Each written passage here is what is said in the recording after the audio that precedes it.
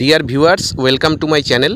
অন্যান্য দিনের মতো আজকেও একজন অরিজিনাল ক্যান্ডিডেটের ইন্টারভিউ এক্সপিরিয়েন্স নিয়ে তোমাদের সামনে হাজির হয়েছি।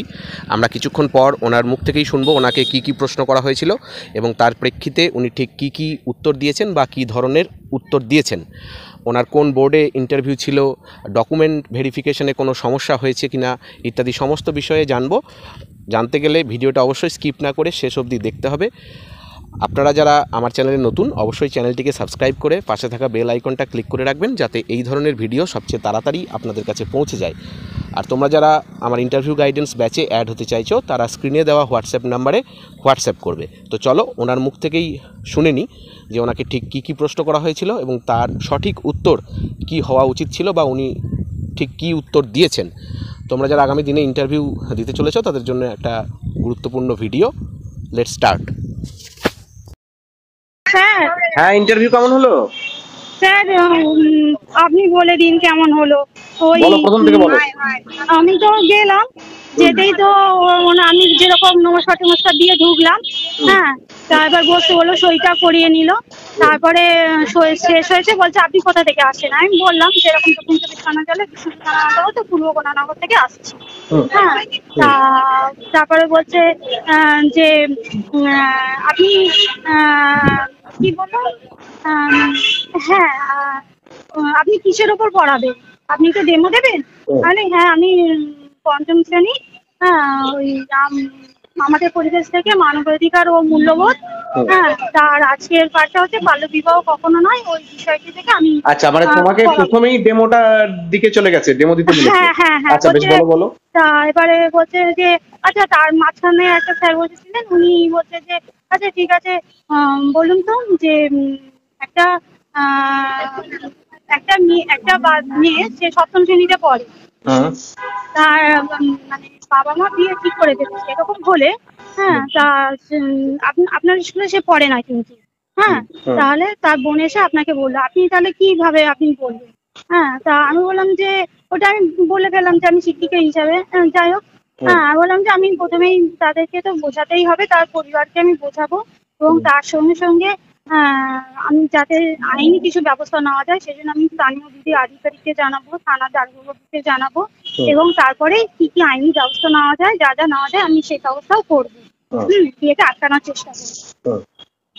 তা বলছে যে আচ্ছা ঠিক আছে, আপনি ডেমোটা দিন।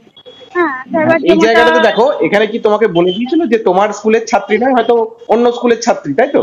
হ্যাঁ হ্যাঁ, এক্ষেত্রে তোমাকে যেটা বলতে হতো যে একজন শিক্ষিকা হিসেবে আমি তো তার পাশে দাঁড়াবোই, অবশ্যই চাইবো যাতে একটা যোগ্য বয়সে গিয়ে তার বিয়েটা সুসম্পন্ন হয় এবং তার আগে তার পড়াশোনা করাটা দরকার বা জরুরি।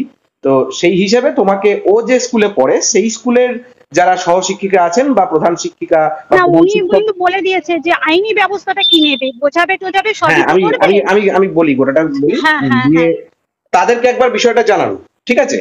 তাদের মধ্যে থেকে হয়তো তুমি একটা সতর্কতা পাবে বা সাপোর্ট পাবে, বা তারা হয়তো বিষয়টাকে তোমার থেকে এড়িয়ে যাবে না, বিয়ে হচ্ছে হোক গে এরকম একটা ব্যাপার লক্ষ্য করবে। যদি দ্বিতীয়টা হয় বিয়ে হচ্ছে হোক গে, তখন তুমি নিজের মতো করে আইনি ব্যবস্থা নেবে। দেখো, একটা লড়াই করতে গেলে তো সহযোদ্ধা লাগে। এক্ষেত্রে তোমার সহযোদ্ধা হচ্ছে ও যে স্কুলে পড়ে সেই স্কুলের শিক্ষক শিক্ষিকা, প্রধান শিক্ষক বা ভারপ্রাপ্ত প্রধান শিক্ষক শিক্ষিকা যারা রয়েছে তারা। তারা যদি এগিয়ে না আসে তখন তোমাকে নিজেই একাই আইনি ব্যবস্থা নিতে হবে। যাই হোক, তুমি যেটা বলেছো সেটাও ভুল না, সেটাও ঠিক। এবার পরবর্তী বলো। এবারে তারপরে বললো যে তারই মধ্যে ম্যাডাম জিজ্ঞাসা করলাম যে বিধবা বিবাহ কত সালে কে ওটা আইনটা কবে পাস হয়। হ্যাঁ, আমি বললাম যে 1856 সালে পণ্ডিত ঈশ্বরচন্দ্র বিদ্যাসাগর মহাশয় লর্ড ক্যানিংয়ের সাথে বিধবা বিবাহ আইনটা পাস করেন। হ্যাঁ, তা বলে আচ্ছা ঠিক আছে, ডেমোটা দিন। ডেমোটা দিলাম, বলছে আচ্ছা ঠিক আছে, আপনি বোর্ডে লিখুন। লিখতে লিখতে আপনাকে কতগুলো প্রশ্ন করছি। তা প্রশ্নগুলো বললো যে আপনি গ্র্যাজুয়েট করেছেন। আমি হ্যাঁ স্যার। বলছে বলে কোন বিষয় নিয়ে? আমি ইতিহাস নিয়ে। তা বলছে আচ্ছা পড়ান। এবার আমি পড়ালাম যে আমি শিক্ষার্থী হিসাবে ধরে নিতে হবে। বলে হ্যাঁ আপনি সবই করুন, কিন্তু সকাল থেকে কেমন আছো না আছো এরকম শুনতে শুনতে সত্যি আমরা হয়ে গেছি, আপনাকে কিচ্ছু লিখতে হবে না, আপনি মূল টপিকের মধ্যে চলে আসুন। তাহলে স্যার শুধু এইটা আমি তাহলে আজকের পার্টটা একটু তাহলে লিখে দিই। বলে হ্যাঁ তাহলে লিখে দিই। বলে আমি আজকের পার্টটা লিখলাম। লিখে আমি বললাম যে দেখো আজকে আমি, তোমরা কি বাল্যবিবাহ জানো? আচ্ছা ঠিক আছে, জানো না, আমি তোমাদেরকে ছোট গল্প বলছি বলে একটু গল্পটা শুরু করলাম। তখন স্যার বলে ঠিক আছে থামো।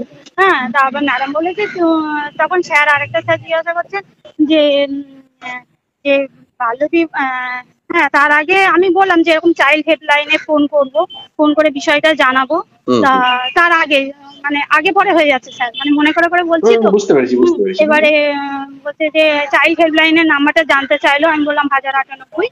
হ্যাঁ, তারপরে আরেকটা স্যার তারপরে বলে যে আচ্ছা একটা মহাপুরুষের নাম বললো তো, যিনি কিন্তু বাল্যবিবাহ করেছিলেন। হ্যাঁ, এরকম অনেক মহাপুরুষ আছে যারা বাল্যবিবাহ করেছিলেন, এরকম দু একজনের নাম বলো। আমি স্যার আমাকে মনে পড়ছে না, আমি কিছুতেই মনে করতে পারছি না। বলছে মনে করো এরকম আমাদের ঘরে ঘরে রয়েছে। শেষে আমি বললাম স্যার রবীন্দ্রনাথ ঠাকুর। হ্যাঁ, তা বলছে হ্যাঁ হবে, ঠিক আছে। হ্যাঁ, তা আমি আবার একটু বলে ফেললাম যে স্যার আমি প্রশ্ন করে ফেললাম, স্যার কিছু মনে করবেন না। বলে না না ঠিক আছে ঠিক আছে। না জানলে প্রশ্ন করতেই পারো।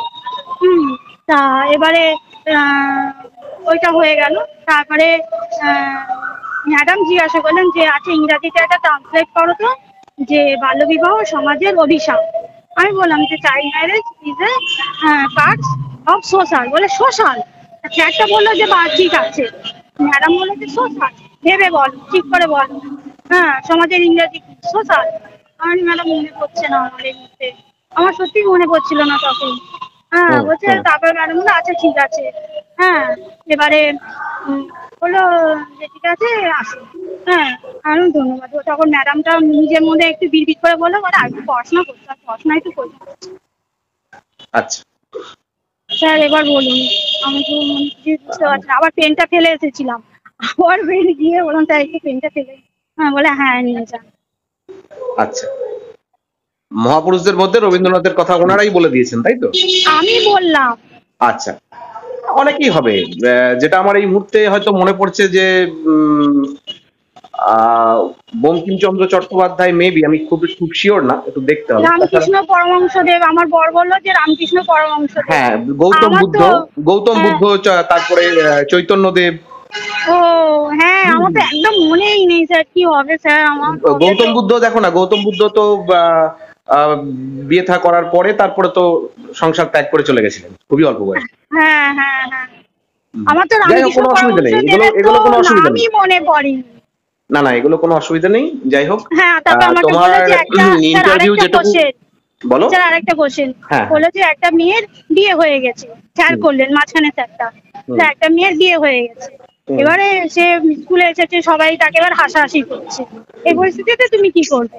মানে এটা স্বাভাবিক ব্যাপার। হ্যাঁ, আমি চেষ্টা করবো তাকে আবার ফের সমাজের মূল স্রোতে ফিরিয়ে আনতে।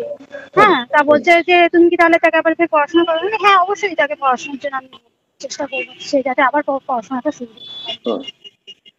এই পর্যন্ত স্যার মোটামুটি সব এই হলো। আচ্ছা, বোর্ডটা মুছে এসেছিলে তো হয়ে যাওয়ার পর? হ্যাঁ, আমি আবার বললাম যে স্যার বোর্ডটা একটু মুছে দেবো। আগের জন করে গেছে, আমি তারগুলো আর মুছিনি। আমি যে আজকের পার্টটা লিখেছিলাম আমি সেইটা মুছে দিলাম। ও, আগের জন তোমার বোর্ড মুছে যায়নি? না। আচ্ছা, এটা একটা ম্যানার, বোর্ড মুছে দিতে হয়। যাই হোক, তোমার ইন্টারভিউ যেটুকু শুনলাম ভালোই হয়েছে। তোমার দুটো মিলে মানে সোসাইটিটা হবে, ওটা যে বলতে পারলাম না। কি বলো, কোন সোসাইটিটা? ওই যে সোশ্যালটা হবে না, ওটা তো সোসাইটি হবে।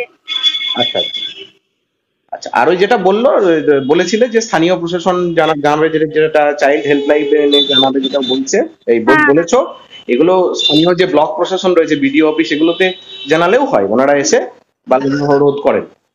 এগুলো ওনাদেরও দায়িত্ব বা কর্তব্যের মধ্যেই পড়ে। দেখবে অনেক সময় আমরা খবরে বা পেপারে দেখতে পাই যে বিডিও অফিস থেকে লোক এসে এরকম আটকেছে, গার্জেনদেরকে বুঝিয়ে সুঝিয়ে করেছে।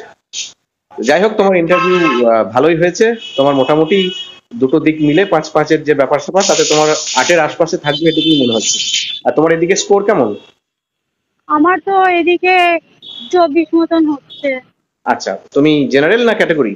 আমি ওবিসি বি। আচ্ছা, তোমার ভালোই সম্ভাবনা আছে। বাড়ি ফিরে গেছো? না স্যার, সবে বের হয়ে আপনাকে ফোন করলাম। আচ্ছা, সাবধানে বাড়ি ফেরো। স্যার সকালবেলা তো আপনাকে ফোন করতেই পারিনি, এত সব। আচ্ছা, ঠিক আছে, কোনো অসুবিধা নেই। তোমার ইন্টারভিউ খুব ভালো হয়েছে, সাবধানে বাড়ি ফেরো।